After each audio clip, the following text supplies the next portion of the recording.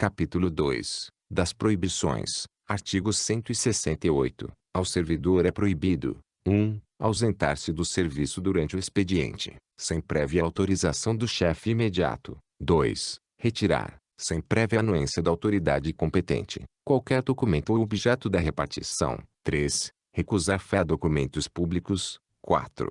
Opor resistência injustificada ao andamento de documento e processo ou execução de serviço. 5. Referir-se de modo depreciativo ou desrespeitoso às autoridades públicas ou aos atos do poder público, mediante manifestação escrita ou oral. 6. Cometer a pessoa estranha à repartição, fora dos casos previstos em lei, o desempenho de encargos que sejam da sua competência ou de seu subordinado. 7. Compelir ou aliciar outro servidor no sentido de filiação à associação profissional ou sindical, ou a partido político. 8. Manter, sob sua chefia imediata, cônjuge, companheiro ou parente até o 2º grau civil. 9. Valer-se do cargo para lograr proveito pessoal ou de outrem, em detrimento da dignidade da função pública. 10. Exercer comércio ou participar de sociedade comercial, exceto como acionista, cotista ou comandatário. 11. Participar de gerência de administração de empresa privada e, nessas condições, transacionar com o Estado. 12. Receber propina, comissão, presente ou vantagens de qualquer espécie, em razão de suas atribuições. 13. Praticar usura sob qualquer de suas formas. 14. Proceder de forma desidiosa. 15. Cometer a outro servidor atribuições estranhas às do cargo que ocupa, exceto em situações de emergência e transitórias. 16. Utilizar pessoal ou recursos materiais da repartição em serviços ou atividades particulares. 17. Exercer quaisquer atividades que sejam incompatíveis com o exercício do cargo e com o horário de trabalho.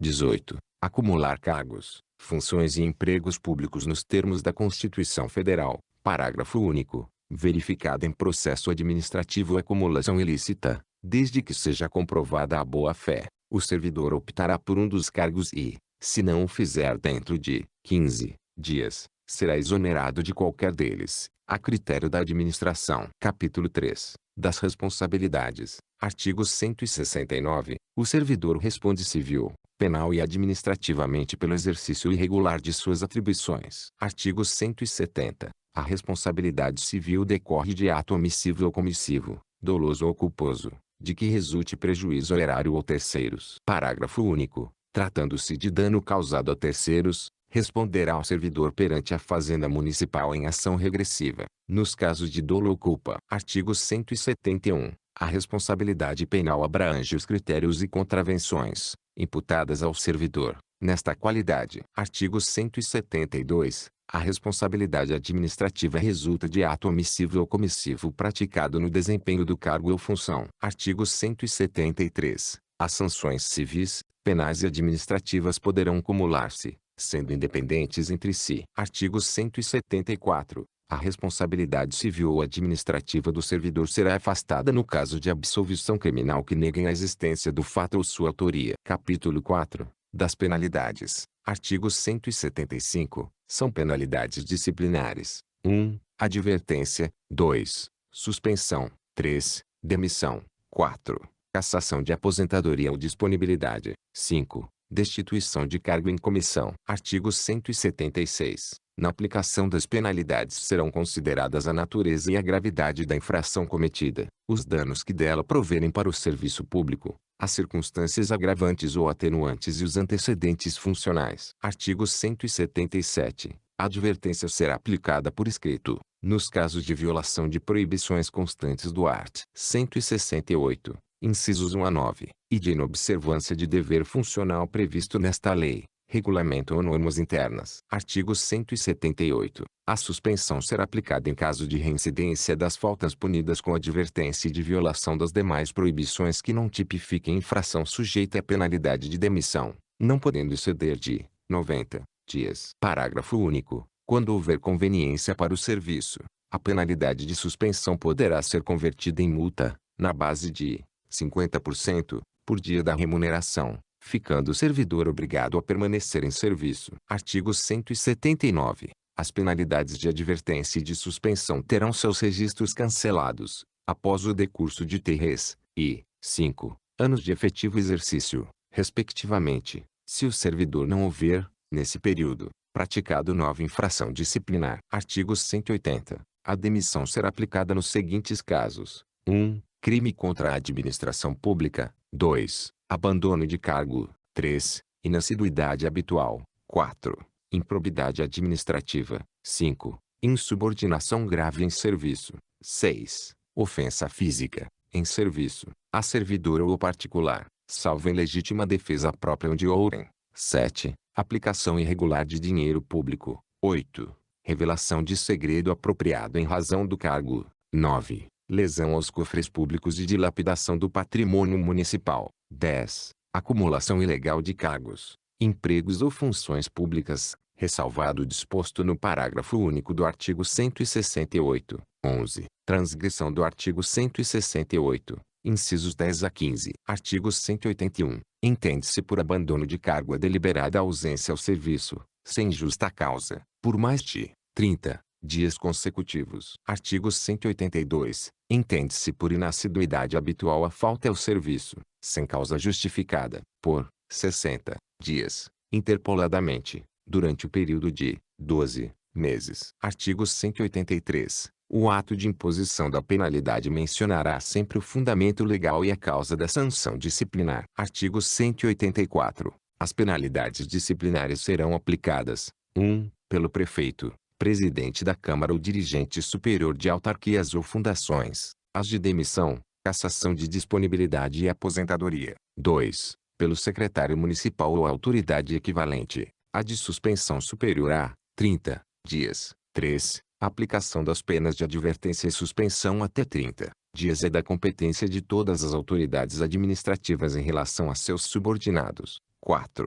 Pela autoridade que houver feito a nomeação, quando se tratar de destituição de cargo em comissão de não ocupante de cargo de carreira. Artigo 185. A ação disciplinar prescreverá: 1. Em 5 anos, quanto às infrações puníveis com demissão, cassação de aposentadoria e disponibilidade de destituição de cargo em comissão. 2. Em 2 anos, quanto à suspensão. E 3. Em 180 dias, quanto à advertência. Parágrafo 1º. O prazo de prescrição começa a correr da data em que o ilícito foi praticado. Parágrafo 2º. Os prazos de prescrição previstos na lei penal aplicam-se às infrações disciplinares capituladas também como crime. Parágrafo 3º. A abertura de sindicância ou a instauração de processo disciplinar interrompe a prescrição. Parágrafo 4º. Suspenso o curso da prescrição, este recomeçará a ocorrer, pelo prazo restante, a partir do dia em que cessar a suspensão. Parágrafo 5º. São imprescritíveis o ilícito de abandono de cargo e a respectiva sanção. Título 7. Do Processo Administrativo Disciplinar. Capítulo 1. Das Disposições Preliminares. Artigo 186. A autoridade que tiver ciência de irregularidade no serviço público é obrigada a promover a sua apuração imediata, mediante sindicância ou processo administrativo disciplinar, assegurada ao acusado ampla defesa. Artigo 187. As denúncias sobre irregularidades serão objeto de apuração, desde que contenham a identificação e o endereço do denunciante e sejam formuladas por escrito, confirmada a autenticidade. Artigo 188. O ato que cominar sanção precederá sempre procedimento disciplinar, assegurado ao servidor ampla defesa, nos termos desta lei, sob pena de nulidade da cominação imposta. Artigo 189. A autoridade que determinar a instauração da sindicância terá prazo nunca inferior a 30 dias, para sua conclusão, prorrogáveis até o máximo de 15 dias, à vista da representação motivada do sindicante. Artigo 190.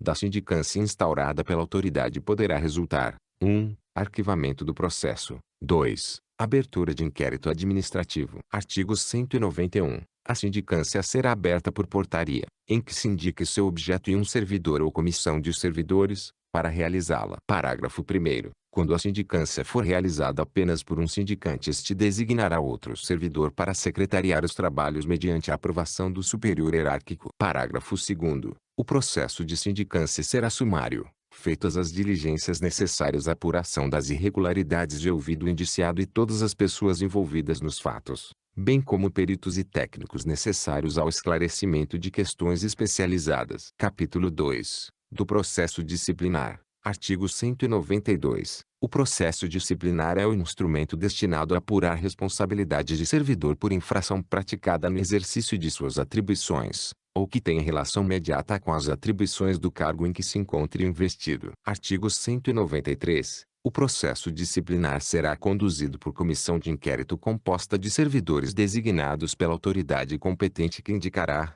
dentre eles, o seu presidente e secretário. Parágrafo único. Não poderá participar de comissão de sindicância ou de inquérito, parente do acusado, consanguíneo ou afim, em linha reta ou colateral, até o terceiro grau. Artigo 194. A comissão de inquérito exercerá suas atividades com independência e imparcialidade, assegurado o sigilo necessário à elucidação do fato ou exigido pelo interesse da administração, sem prejuízo do direito de defesa do indiciado. Seção 1. Do inquérito. Artigo 195. O inquérito administrativo será contraditório, assegurada ao acusado ampla defesa, com a utilização de meios e recursos admitidos em direito. Artigo 196. O relatório da sindicância integrará o inquérito administrativo, como peça informativa da instrução do processo. Parágrafo único. Na hipótese do relatório da sindicância concluir pela prática de crime, a autoridade competente oficiará à autoridade policial, para abertura do inquérito,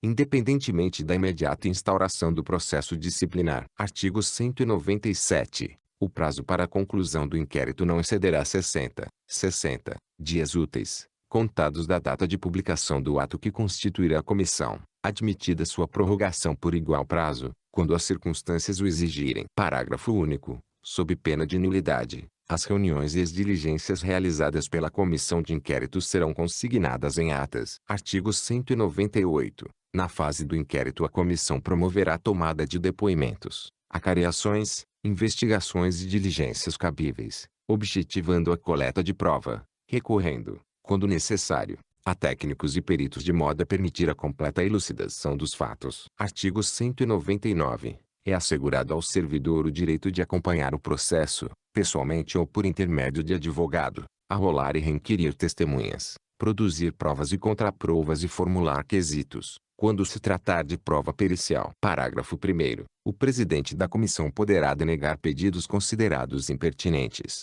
meramente protelatórios ou de nenhum interesse para o esclarecimento dos fatos. Parágrafo 2º. Será indeferido o pedido de prova pericial, quando a comprovação do fato independer de conhecimento especial do perito. Artigo 200. As testemunhas serão intimadas a depor mediante mandado expedido pelo presidente da comissão, devendo a segunda via, consciente do interessado, ser anexada aos autos. Parágrafo único. Se a testemunha for servidor público, a expedição do mandato será imediatamente comunicada ao chefe da repartição onde serve, com a indicação dia e hora marcados para inquirição. Artigo 201. O depoimento será prestado oralmente e reduzido a termo, não sendo a testemunha trazê-lo por escrito. Parágrafo 1. Indicador ordinal masculino. As testemunhas serão inquiridas separadamente. Parágrafo 2. Indicador ordinal masculino. Na hipótese de depoimentos contraditórios ou que se infirme, proceder-se-á à acariação entre os depoentes. Artigo 202. Concluída a inquirição das testemunhas,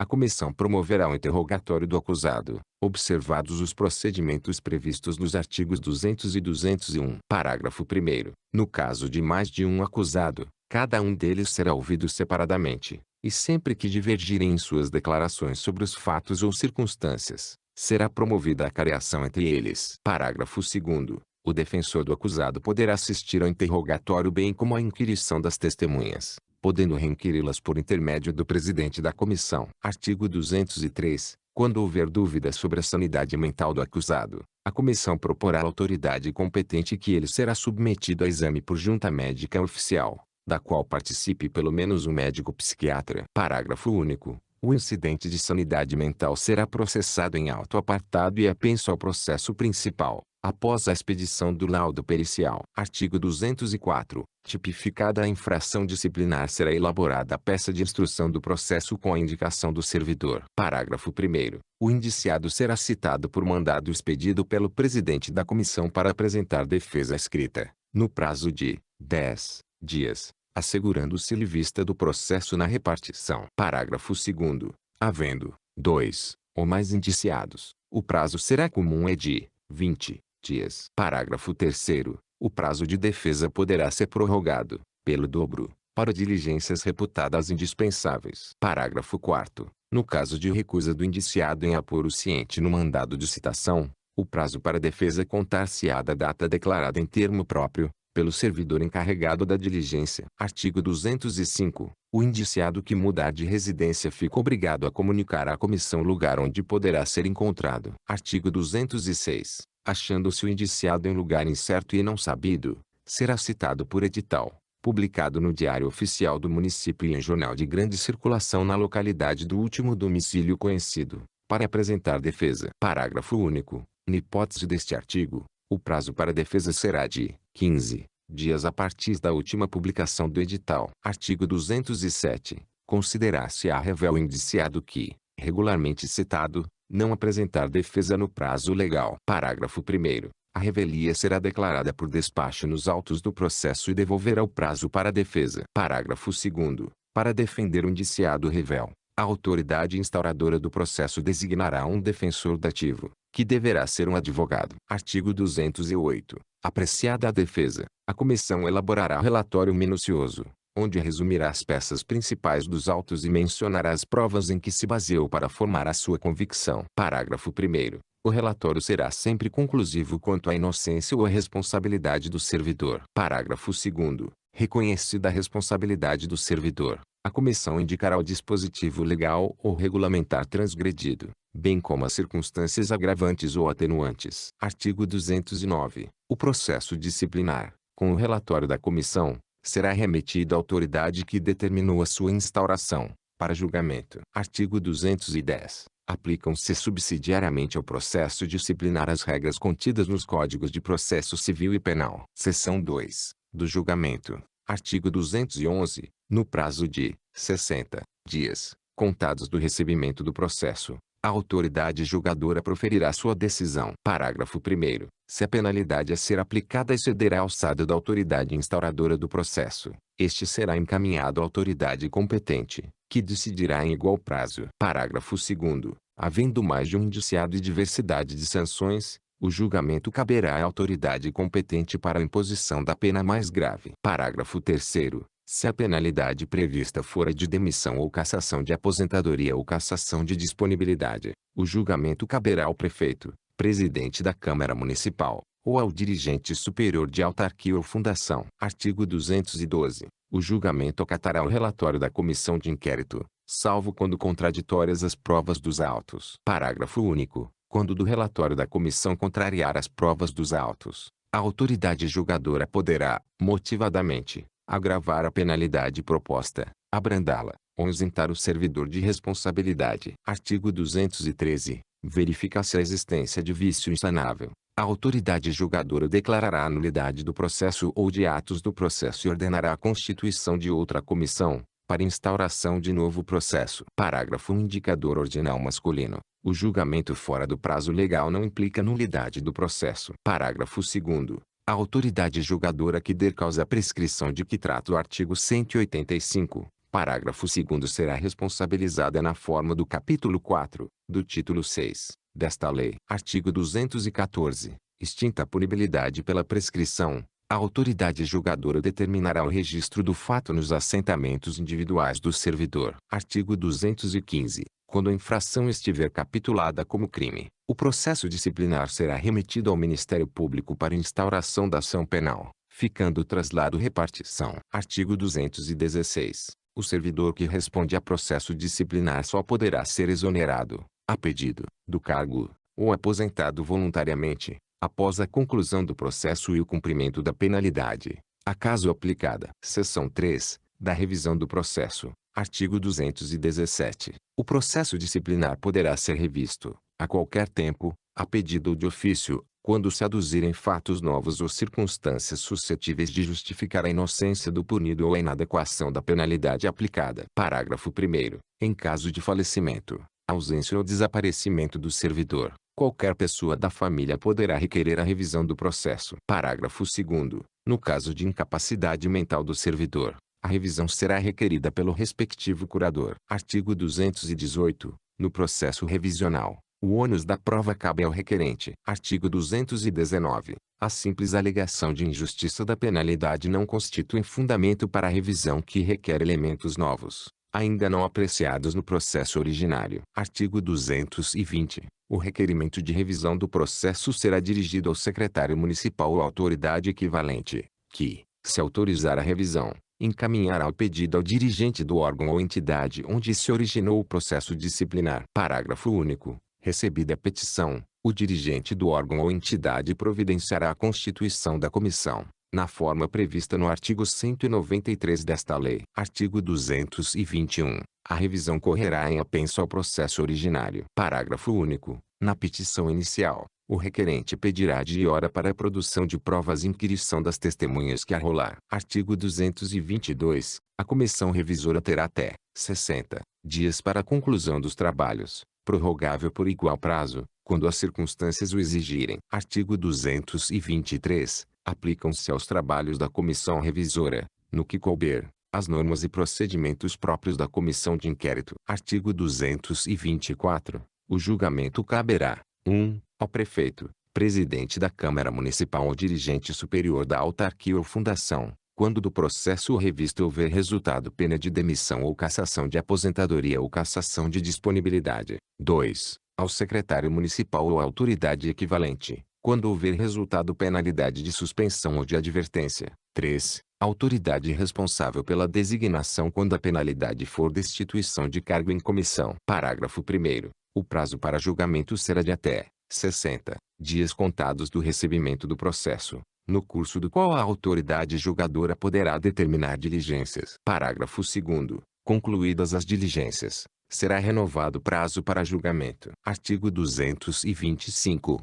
Julgada procedente a revisão, será declarada sem efeito a penalidade aplicada, restabelecendo-se todos os direitos atingidos, exceto em relação à destituição de cargo em comissão, hipótese em que ocorrerá apenas a conversão da penalidade em exoneração. Parágrafo único. Da revisão do processo não poderá resultar agravamento da penalidade. Título 8. Capítulo único. Das disposições gerais transitórias. Artigo 226. O Dia do Servidor Público será comemorado a 28 de outubro, e nesta data, considerado ponto facultativo, far-se-á a outorga do título de servidor padrão municipal, a ser regulamentado em lei. Artigo 227. O servidor é dispensado do expediente de trabalho no dia do seu aniversário natalício, sem prejuízo da sua remuneração. Artigo 228. Contar-se-ão por dias corridos os prazos previstos nesta lei, salvo exceções expressamente previstas. Parágrafo único. Na contagem dos prazos, salvo disposições em contrário,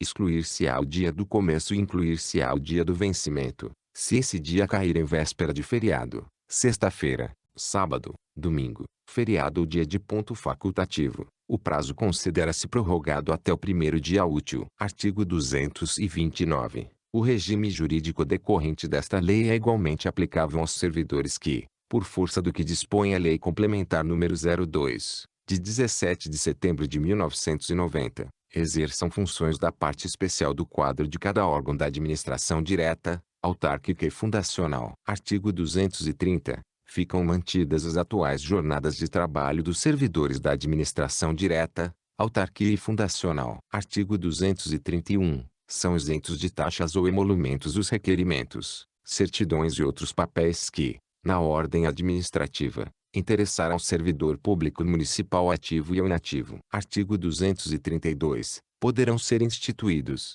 no âmbito dos poderes executivos e legislativo, os seguintes incentivos funcionais, além daqueles já previstos nos respectivos planos de cargos e carreiras. 1. Prêmios pela apresentação de ideias, inventos ou trabalhos que favoreçam o aumento de produtividade e a redução dos custos operacionais. E 2. Concessão de medalhas, diploma e honra ao mérito, condecoração e elogio. Artigo 233. O prefeito, o presidente da Câmara e o dirigente superior de autarquia e fundação poderão delegar a seus auxiliares as atribuições que lhes são cometidas por esta lei, exceto as que impliquem punição de servidor. Artigo 234. As atuais funções gratificadas passam à categoria de cargos em comissão, convertendo-se automaticamente os valores das gratificações em gratificações de representação, Mantida a simbologia vigente. Artigo 235. É assegurado o exercício de cargo comissionado de símbolo das 2 ou das 3, que esteja sendo exercido por servidor não ocupante de cargo efetivo ou função no município de Fortaleza,